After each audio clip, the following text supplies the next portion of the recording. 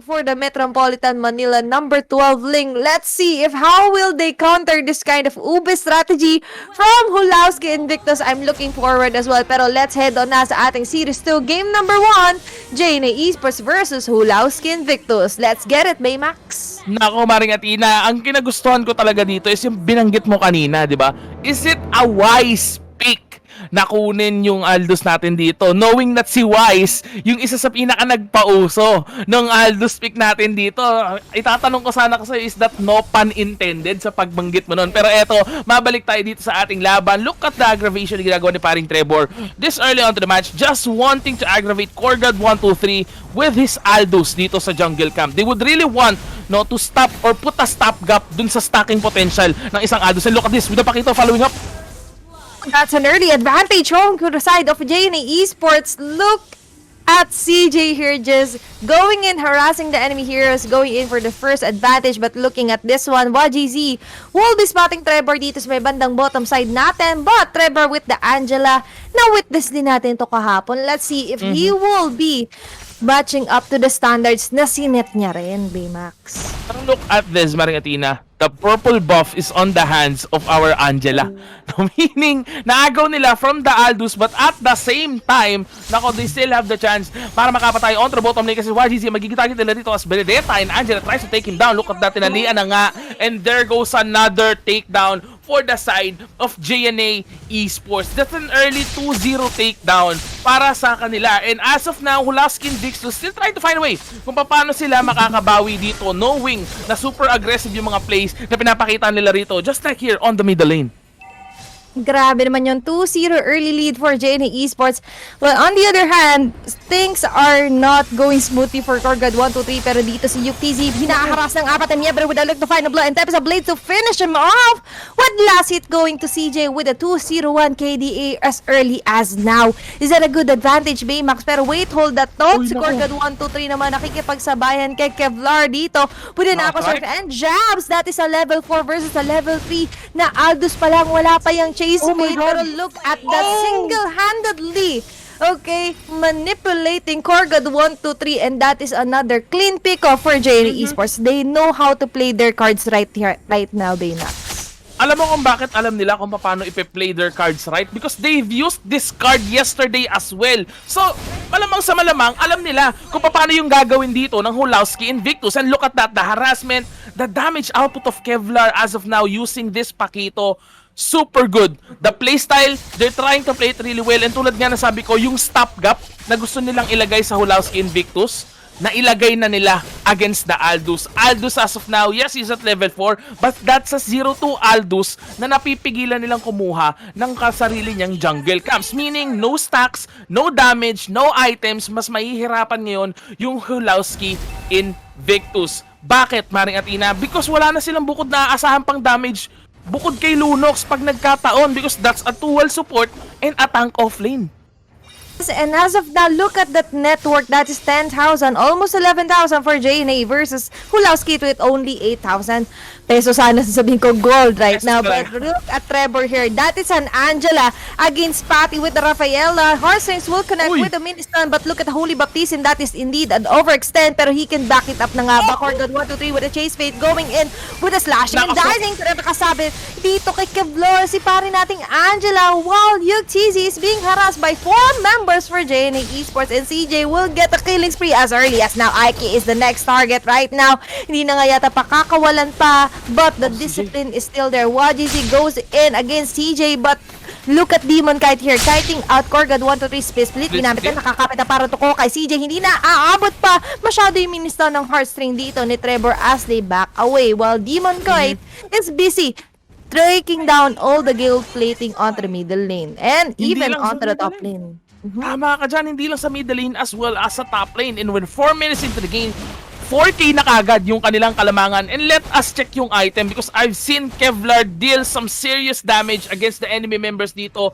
Even though pareho sila nung Benedetta na naka-brute force breastplate pa lang, Wesley is definitely going for that Demon Hunter Sword. Whereas yung ating Chang'o, meron ng Ice Queen 1, was onto the other side. Ang core item pa rin na nakikita ko is gonna be for this Lunox, which is yung Clock of Destiny. Pero sa bottom lane, si YGZ yata mapupuruhan against these 3 members. 1v1 situation. YGC with his play speed, he can definitely back it himself out. He's a one-man army kapag dumadami siya. So all you have to do is back away. Pero right now, si Demon Kite nakikipagkaitan dito sa Hulawski Invictus. What they are really trying their best to catch up para kay Korgad 1, 2, 3 na early pa lang nasa shutdown na or nanenegate na ng JNA Esports. But right now, look at Kevlar here just going in for the vision. But there will be an off-cam kill against YGZ with Aaron and Trevor's. Oh my gosh, duality. Pero another turret right now being destroyed by JNA Esports. On the other side of the map, Argentina, we're looking at the bottom, di ba? Whilst we're busy looking at how JNA Esports disrupts the bottom lane, nagkakaroon din tayo ng cut lane sa top lane. No, the German cut is back para sa side ng Benedetta ni CJ dito sa JNA Esports. That's why, that's the reason kung bakit hindi makapag-focus on farming yung mga miyembro ng Hulawski Invictus. Nahahati sa iba-iba yung kanilang atensyon. And look at this, even though CJ has a very low HP, hindi tunuloy ni Korgad 1, 2, 3 yung kanyang ultimate. Bakit? There's Trevor.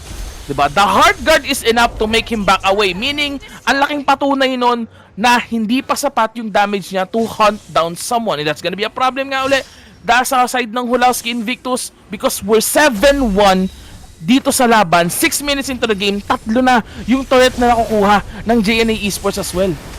Yes, and they're not stopping anytime soon, knowing though that Kevlar is also paving a way onto the bottom side while Demon Kite and CJ is just shoving off the lanes dito sa may bandang middle lane. But right now, look at the advantage na binibigay ni Kevlar kung sakali mang may maligaw doon sa pinakalikod. Ito na nga ba sinasabi ko, pumasok na agad siya dito with the flicker, knock-out strikes, oops, but he will be caught from behind by YGZ with the normal attacks as well, connecting to anyone. Pero dito, ikakasa na nga ba ni Demon Kite ang kanyang Tempest of Blade? I don't think so, as Korgad 1, 2, 3 with a chase phase will not connect into CJ. Instead, he will just be clearing out the minion wave dito sa may bandang top. But look at that, eye for an eye, the shadow slash death. It is there, but hindi siya masyado nagmamaasim as of now with CJ's Benedetta. Pero, Baymax, what is the comeback potential Hulawski Invictus? Early game pa lang naman tayo, pero parang mas namamayagpag si JNA Esports. Yes, it is clear naman na mas malaki na talaga or namamayagpag na talaga ang JNA Esports dito. Pero let us still remember that this is Alunox.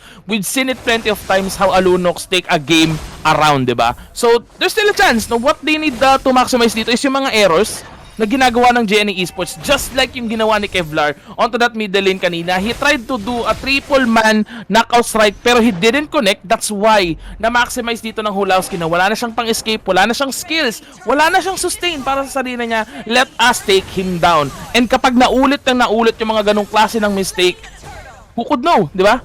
Makaka-comeback pa ang Hulawski Invictus dito, Maring Athena. You're right. Pero right now, guys, look at that. That is a 7-2 kill score. And as of now, JNA Esports, they're not letting go of their lead as well as yung map control. But look at the map control na binibigay din na Aaron with the Meteor Shower against 4 members of Hulawski Invictus. And there goes Demon Kite with the Tempest of Blaze going in with slashing and dancing. Will connect and eliminate Patty. But on the other hand naman, there will be a counter exchange coming from IQ with the SS. Pero dito si CJ caught from behind. Still slashing on to Korgad 1, 2, 3 and IQ versus Trevor ang gustong kunin dito ni YGZ with the pass pero hindi. There will be a knockout strike and the jabs coming from Kevlar. Left hook punches will connect Joe, but there is still a sustain na hindi masyado sasapat as CJ goes in and slays him down from the neck talaga. Pero Trevor here with the heartstrings magko-connect, yes, but QTZ onto the power of order and Chaos gagamitin na lahat as they go in and slay down CJ with the Benedetta. Look at the trade-off. Kahit pa paano nakakasagot si Hulawski Invictus, is this what they need, Baymax, to go in and turn the tables around? Yes, they were able to turn the tables around. Bakit? Because of the mistakes nga na binibitawan ng JNA. Yun, ganun at ganun uli yung nangyari. They were able to take down someone. Dapat noon, right after that, you would back away, focus on farming minion waves or rather, take away the enemy jungle camp. Pero instead, ang ginawa ng JNA, they were a bit too greedy and that's why naka-take down si Korgad 1, 2, 3 with his skill 1, Maring Athena. And we all know na kapag nakapag-stacks to, the damage is high whilst the sustainability is still there. And look at the items of the both sides of the team. Ling having the endless battle dito together with Benedetta and Pakito na naka-bloodless axe. Almost same item but instead of Athena shield like the Pakito, BOD naman ang target ng tropa natin na si Benedetta, was Angela with the Necklace of Durance, Ice Queen 1, Holy Crystal Glowing 1 para sa tropa natin na si Chang'o, was sa other side, meron ng Light Thunder's Belt. Yung ating dito, Aldous Mariatina, meaning nakakakuha na siya ng item, enough to sustain himself, also para makapag-stack up siya ng mas mabilis because it gives 20% cooldown reduction na makakatulong para sa kanyang first skill. And as of now, look at this, Kevlar positioning himself para to another teamfight na naman nga ba? Maganda sana nung follow-up daw with the meteor shower, but instead, that was just a distraction. Get a bigger objective, which is the level 1 Lord. And the soul still, guys, for Korgad 1, 2, 3, yun yung masakit yung tikman mo kamao. Parang yun yung team song dapat para kay Pacquiao na ginawa ng hero, which is si Paquito. Pero ang nagpapatikim ng kamao right now is si Korgad 1, 2, 3. But as of now, that is a 9-4 kill score going into the 11-minute mark. But that is an almost 8,000 gold lead in favor of JNA Esports against Hulawski Invictus. But right now, all they need to do is hold their horses, wait for the next wave bago sila mag-all out. And they have the sustained payback. Pero what's happening? Diba? Why is it not working for Hulawski Invictus as of now? They have two supports. Yes, they have two supports. The problem is this is gonna be a 2 assassin hero na masakit yung damage, Maring Athena. You can't out-sustain this kind of lineup together with the Chang'o's Meteor Shower. Look at the damage output on the middle lane. Very low on HP na kagad, Maring Athena, as they try to settle things with another teamfight na nga ba? Silang pinapaliguan dito, basang-basa sa Ulamala Aegis, pero dito, look at Trevor here just going in, manipulating with the Heartstring, pero there will be a counter go with the Power of Chaos from UTZ, shutting down Trevor on the other hand, pero look at that, Tempest of Blaze kakasa in your face as Kevlar goes in and slays down UTZ as well. Aerial with the Meteor Shower, yes, it will connect, pero hindi, mas gusto nilang kumuha ng objective dito sa may bandang bottom side base turret ng Hulawski Invictus. Look at mga GC here with the split screen pag-connect onto Kevlar. Is the sustain and the damage enough? Tignan natin kung kakayanin ni Patty and Aiki combination with the domain of Moongod dyan and will be successfully slaying down Kevlar with the Paquito, and that will be a 2-for-1 exchange, pero hindi pa tapos ang ating mga counter go as Demon Kite just goes in and look at that meteor shower from Aaron, almost eliminating Aiki with the Tempest of Blaze as well. Look at the Defiant Sword, Duke TZ with a Power of Chaos. Yes, it will connect, but Demon Kite as of now will be able to pave a way for an escape. Grabe naman yun. Ayun, nagkasabay pa tayo kasi grabe, sobrang tindi ng exchange na naganap. That was a long team fight, or actually an extended team fight dun sa may bottom lane. There were so many takedowns na meron ng nabuhay, no, pero tuloy pa rin yung bakbakan natin doon. And that was a very good exchange para kay Demon Kite or kay Demon Kite, Maring Athena. Binawi niya yung kanyang mga tropa together with Aaron's Meteor Shower. They were able to took down Aiki. Kamuntikanan pa ng tropa natin na si WGZ, pero 12 minutes into the game, we're 11-6 and almost 10k gold lead. Actually, 9k going 10k para sa side ng JNA Esports. Luck item na halos, no, yung Chang'o natin. Definitely going for that Genius 1 with the addition of Divine Glaive kanina. Was sa other side naman, Estes is still going for that Athena Shield na meron ng Enchanted Talisman, pero may teamfight tayo na magaganap dito. Nakatunaw sila ng isa. Grabe, nanununaw talaga to si Yukizi with the Power of Chaos, but look at Kevlar here just going out of his way, clearing out the minion wave doon para mapareact si Hulawski Invictus. And I've noticed ang hashtag or ang motto pala dito na JNA Esports is hashtag roar. So they are roaring indeed in the face of Hulawski Invictus, and ramdam na ramdam natin yung prowess nila. But as of now, what are the chances for a comeback for Hulawski Invictus basing on the current situation, Baymax? Aldous is the comeback chance na pinaka-iniintay dito. As I've seen, Aldous was able to stack up his soul steal sa mga minion waves. We're seeing him going late onto the team fights because he's focusing nga na mag-stack up. No, kapag nakapag-stack up, matutulungan niya na si Yuktz in terms of damage. They would be able to turn things around against JNA Esports. No, nandun pa rin yung errors ng JNA Esports. Yes, nagro-roar sila, sabi nga ng mga fans sila dito sa comment section. Pero kapag nagkataon na magising nila yung mga nagagalit na mga natutulog pang miyembro ng Hulawski Invictus dahil sa maling sigaw o maling pag-roar nila rito, that could turn things around, no? Pero JNA Esports could hold this. Still, pa-hunt down lang talaga dapat lagi yung Aldous. You're right. They need to hunt him down. But as of now, ito na nga yata ang gusto mangyari ni CJ as he goes in against Aiki, pero napapasama pa sa niya. Yuktz with the flicker chaos assault. The last one will not connect. successfully evading all the attacks, but meanwhile, Ere with the meteor shower tatama na isabatin din si YGZ as they go in for another defensive style. CJ may sanib na to. Very, very frightening indeed. Korgad 1, 2, 3 trying his best to run away para sa salubungin dito ni Demon Kite with the Defiant Sword. Tempest of Blaze is also there. Yung TZ Power of Order gagamitin para makatakas. Pipilitin pero hindi na nga yata mapipilit pa dahil siya'y mamimilipit sa sakit. At JNA Esports going in for a 3-4 non-exchange. May kasama pang pag-TP in your face, Trevor, with the heartstrings. It will connect on the party. Look at the meteor shower. Talagang parang ginikisa sa sariling mantika right now ang Hulawski Invictus as JNA Esports just goes in, prevail all that they can. And the number one indeed bites the dust, and JNA Esports then takes this game with the very dominant manner against Hulawski Invictus. Grabe. Hindi nag-work out yung That is a possibility. Tapos sasama lang lagi si Diggy onto Yusenshin, which is Korgad 1 to 3. But this how they do it with the Aldos for JNA Esports. Pero let's head on na sa ating game number 2. Yes, so Hulawski Invictus and JNA Esports fight it off into the land of Dawn. And Mariatina, ito makikita natin, tama ka, actually, that the Benedetta is gonna be the one roaming onto the middle lane. And look at this, Aldous prioritizing his own purple buff instead of going for the middle lane is quite understandable, knowing na pwede siyang pwedeng matulad, no, sa ginawa nila kanina na maaga siyang na jungle invade and doon na nahirapan or na problema mag-stack up ang isang Aldous. Whereas onto the top lane, Aren is gonna be protected by the Selena dito. Look at the harassment powers na binibitawan ni CJ dito. Yung TZ already very low on HP. This is what you need to do against an Alice. Make him back away almost every time para hindi nga naman makakuha ng mga blood orbs. Exactly. Pero dito si CJ, he knows the capability of a Selena is this early of a game. Hindi niya tinatanda na with the traps and abyssal arrow. But look at the Benedetta. Tama tayo. This will be a jungler or roaming Benedetta. Paikot-ikot with the battle spell execute. Talagang one-time combo kapag may nakasalubong yan na squishy heroes. But right now, guys, kita naman natin. Slow but steady naman dito sa Demon Kite. He's actually being very careful. Baka kasi maulit sa kanilang ginawa lang for JNA Esports. Pero speaking of that one, a first blood will be going to Aiki with the Benedetta. Pero meron pa makakasalubong dito si Trevor will be the next target. The Mountain Shocker, yes, it will connect with the slow effects as well. Hindi niya tinatantanaw with the basic attacks and the normal. Pero hanggang doon sa dulo ng walang hanggan, uuwi na lang siya at magta-tower hug sa kanyang Torre Baymax. But the chase rate will be connected. Pero hindi naman talaga i-connect into the hero itself. Instead, para mas mabilis lang siyang lumakad dito, Baymax.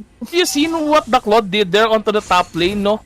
Instead of going or taking that catapult minion na may additional gold, instead, he gave the last hit to the Aldo. Sabi, pre, sige, you go stack it up. We need you for the late game. Stack your soul steal. The damage is gonna be needed very well. Pero look at this, 2 minutes into the game, the turtle is being secured by Hulawski Invictus. Pero there's a possibility na magkaroon tayo ng contest. Meron nga interest dito para hindi na nga yata aabutan pa as YGZ goes in with the Dragon Transformation. Pero dito si Trevor parang tuko na naman ang kumakapit kay Korgad 1, 2, 3. There's no follow-up damage but can he back it up? Pero si Aiki dito with the eye for an eye and the dashes as well. Mukhang makakasecure sila ng kill pero hindi papayag si Kevlar as he goes in with the power of chaos. Assault magko-connect into one time only pero hindi pa sasapat. But as of now, still nasa 1-4-0 pa rin ang ating kill score, Baymax. Yes, nako talaga namang the harassment is there pero nandun pa rin yung pagka-play safe ng magkabilang team natin. And let us check kung ano na nga bang item na magkabilang team natin dito. Is there a possibility na meron ng mga core item? Nope. But the Alice is going definitely for that Clock of Destiny together with the enemy's Lunox. Pero the Claude going for the Demon Hunter Sword, kumuha na rin naman ng Magic Blade niya, no, just to make sure na meron siyang enough mana regen to sustain himself onto the top lane with that Art of Tiberi. Because tulad nga na sabi ni Maring Athena, kailangan mo yun, kailangan mong bantayan na lagi kang may stacks nun para yung Blazing Duelist mo, mataas yung damage because of the additional attack speed. Pero as of now, 1-0 pa rin yung standing natin with just 500 gold lead na hawak ng Hulawski Invictus. Still the game could still turn around. No, hindi pa natin masasabi kung kanino mapupunta yung laban natin dito. Pero, Maring Athena, rotation-wise, ang ganda ng ginagawa ng Hulawski dito, going on to the top.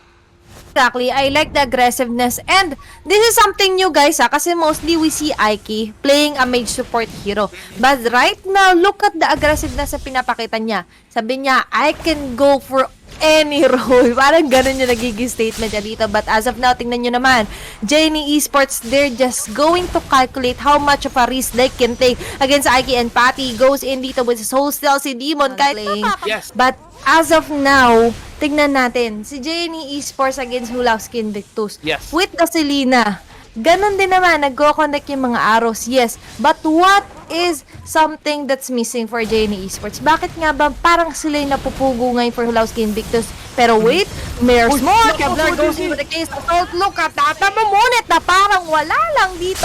And Ike would electrify na block connecting into Kevlar. Trevor with the, uy, split, kakapit na kaya to. Parang ako, yes, he will against Ike. Pilit na tatakas. The atomic bombs, yes, it will connect. But the turtle, na-reset naman nila successfully. They know their tricks up of their sleeves, Baymax. And as of now, all one ang ating kill score going into the 5-minute mark na tayo dito. Yes, Mariatina, mabalik lang din naman ako sa iyong katanungan kanina. No? There's something stopping kasi the Selena from going in, and that's gonna be the Digi. Right after kumukumamot, mag-dash in, papunta sa kalaban, there's gonna be the reverse time para maibalik ka onto the hands of his teammate. Kaya hindi makapasok masyado si CJ natin dito. Pero as of now, the turtle is being aggravated as Electro final blow has been committed onto the top lane, and there goes a takedown against Kevlar. Pero turtle has been secured. Pero look at that counter go coming from Trevor and CJ securing a kill against a Digi, and the Chase Fate with the Soul Seal will also secure a kill, and it indeed is a power move with the Soul Steal. Pero hindi ka makakasteal ng Juicy Lemon kapag kapatid mo ang kaagaw mo. Pero dito may pamigayan naman sa Juicy Lemon page. Ayan. Yes! Don't naman agawan para mapapower up naman kayo pare-pareho, and there are different kinds of variants din naman ng Juicy Lemon, good for sharing lalo na sa pamilya. Yes, Let's ano go! yung 1.5 liters natin, haring atina. Nako, talagang swak. Lalo na kapag kayo magme-merienda. At ganito, maganda yung kapanahunan natin. No? Medyo maulan, di ba? Tapos kakain kayo ng tinapay Chill na may juicy lemon. Chill lang, di ba? Pero eto, mabalik tayo sa laban natin. Aldous definitely going for the Thunder's Belt. Whilst sa other side, BOD ang magiging target ng tropa natin na si Yison Shin as for the both of the hyper carries. Pero Alice, usual item dito with the Calamity Reaper, might be his next one. Pero onto the top, make it drop. Another teamfight is bound to happen nga ba? This is gonna be a 2-for-4 matchup, Maring Atina, kaya mapipilitan yata mag-back away ang JNA. 4-man rotation onto the top. Aiki with electrify na blow connecting ito Kevlar, pero Chaos Assault, ikakasa na nga ba? Hindi pa yata dahil si CJ goes in with the arrows. Hindi magkoconnect. Go for God, 1-2-3 just focuses on taking down the clear turret takedown that where, pero dito si Trevor naman ang makakasecure ng kill XP for Aiki with the Benedetta. But look at the chase rate for Demon Kite for the Soul Steal against Patty, na parang Patty lang pinitpit talaga, pero a double kill will still be secured. Will he go for a triple kill against YGC? Still on the go. Hindi na nga yata nila kinakaya pa. I am really curious onto how many stacks na kaya meron dito. May salubong na magaganap from CJ with the growth against Aiki na mapapalitan na nga lang din mag-back away. Another arrow. Yes, it will connect with Abyssal Traps as well. Almost eliminating him. But thankfully though, another arrow ay magmi-miss out. He will survive to see another minute or so. Grabe. Yes, he was very lucky on that final Abyssal arrow. Luckily, sexy si Benedetta. Kaya alam mo yon, sa balingkinitang katawan niya dumaan yung Abyssal arrow. No? Yes. Dumapis lang ng konti pero hindi kumapit, Maring Atina. Pero once again, Demon Kite, no, very hot right now dito sa laban natin as he were able to take down almost everyone doon sa top lane. Pero that's an off-cam kill, or actually a good takedown naman para sa side ng Hulawski Invictus. Ako yung mismong natatakot para sa Hulawski Invictus nung dumating yung Aldo sa top lane. Maring Atina, ganun kasakit yung damage shot, ganun na siya kakunat against Hulawski. And as of now, we're 8 minutes into the game, 5-6 ang score. JNA Esports na yung may hawak na kalamangan natin, and another chase fate. Chase fate na naman with the Soul Seals, almost half an HP. Gorgod, 1-2-3, parang 1-2-3 lang din. Break it down ang kanyang HP. Trevor just goes out, parang ninja moves lang, swaggering walk. Lakad matatag ang nawi-witness natin for JNA Esports. Kanina nakakaiwas pa sila Aiki kasi parang cute battle ng Juicy Lemon yan eh. Suwabe lang, sakto lang para sa'yo. Pero ngayon ng JNA Esports, sabi nila, sorry ka, 1.5 ng Juicy Lemon yung nainom ko kaya ganito katindi. kapag pumapasok sila. But as of now, another turret will be taken down onto the top by JNA Esports. That is already 2 to 3 turret takedowns. Tatargetin pa kaya nila itong middle lane, Baymax. Tingnan Nako, natin. they're definitely wanting to target this middle lane. Bakit? Because that's an additional stack para sa soul steal ng tropa natin na si Aldous. And speaking of Aldous, the probability of him that his stacks are already around 200 plus is there. Bakit? Ilang turrets na yung na-takedown niya, ilang jungle camps and also heroes ang nagamitan niya ng soul steal for a last hit. Meaning, that's an additional 10, 10, 11, 10 for the stacks, giving him ample amount of stacks para makapag-dish out ng high amount of damage against Hulawski Invictus. And as of now, ramdam natin yung problema ng Hulawski tulad nito. Niyan ang Dragon versus Kevlar. Mapipilitan siyang gamitin yung Dragon form para tumakas instead of using it for a setup. Sarah dito si IK, but eye for an eye. Tatakas ang pilit ni CJ. Electro final blow has been casted and securing a mega kill instead. Aaron goes in with the Art of Thievery and the normal attacks. Yes, it will hit, pero kailangan niya pa ng isang specific window. And speaking of window, nakakuha ng window of opportunity doon si Kevlar na makatake down ng enemy hero. Korgod 1, 2, 3. Hyper carry is down as of the moment. And another turret will be down for the side dito na Hulawski Invictus as JNA Esports just go in ng raragasa lang sila dito. Baymax, will we see a landslide win or will Hulawski Invictus force out a game number 3? That's the question. Pero bago mo sagutin yan, yung ating first lord of the game being targeted by JNA Esports, hindi na nga yata ito maaabuta pa ng Hulawski Invictus. This is a bad thing on my side. I never remembered that there's still Aaron in the game, Maring Athena. So there's two problems as of now sa Hulawski Invictus. Aldous and Claude. Given the fact that the Aldous is already having this amount of stacks and giving this high amount of damages, pag nagsumabay pa yung Blazing Duet ng Claude into a team fight, I really can't imagine kung paano pahahabol dito ang Hulawski Invictus base sa kanilang sa current kalagayan nila. Current kalagayan, medyo lang talaga tayo. Conionatics tayo ng konti sa current status nila dito sa laban natin. Pero if and only if makahabol pa sila in terms of gold, terms of farm, terms of item, I think they could still have a chance because that's an Alice and that's a Benedetta Yisonshin, no? Yes. AOE burst damage dealers, and look at the item, BOD pa lang yung hyper carry compared to the enemy Aldous na meron ng brute force breastplate, most likely going for the Athena shield, going tanky with enough amount of soul steal, they would go for another team fight onto the top lane. Pasok na nga ba dito, but I also like what Trevor is doing. He's just baiting himself out, knowing na hindi naman siya kaya i-one time big time dito ng Hulawski Invictus. And Aaron, as of the moment, another scary here from JNA Esports is going in for the defensive items. And GC is being targeted right now, and Aiki doing his best, but minsan, the best is not the best dahil may mas better pa pala sa'yo. But look at UTZ here with the Winter Truncheon. Yes, he will go and sustain himself, pero a mega kill will be secured by Demon Kite. That is indeed very, very frightening. And Aaron with the rest of the guy will be able to take the base turn on the bottom side while Hulawski Invictus is being forced into a corner. Parang invisible lang sila as JNA Esports just focusing on all objectives that they can see. Baymax, what is the proper layering or what is the comeback potential that Hulawski Invictus needs right now? Pero bago mo sagutin yan, there is a jump na naman na nanggagaling dito kay Kevlar. Very, very scary. Indeed, and UTZ and Patty won't be down with an unstoppable kill for Demon Guy. Pero dito si Aiki naman na magiging next target as Aaron goes in with a Blazing Duet combination and Aroma Ducks. Yes, it will hit UTZ with a Blood of combination.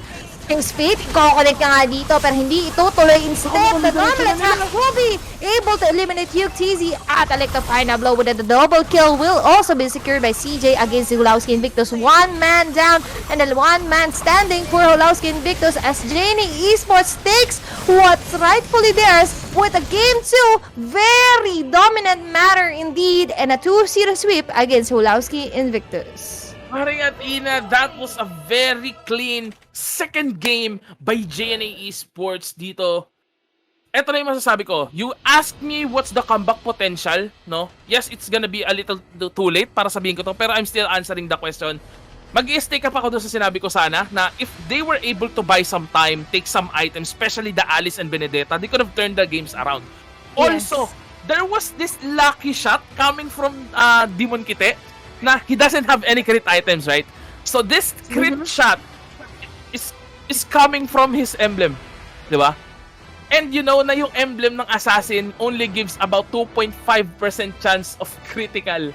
Tapos nag-lucky shot siya against Aiki na walang brute force breastplate, literally one-clicking him on the fight dun sa top lane, and that's one of the main reason kung bakit maagang natapos yung laban natin dito. Tama-tama, pinakita talaga dito ng Team JNA kung paano i-utilize at i-maximize ang isang Aldous with a different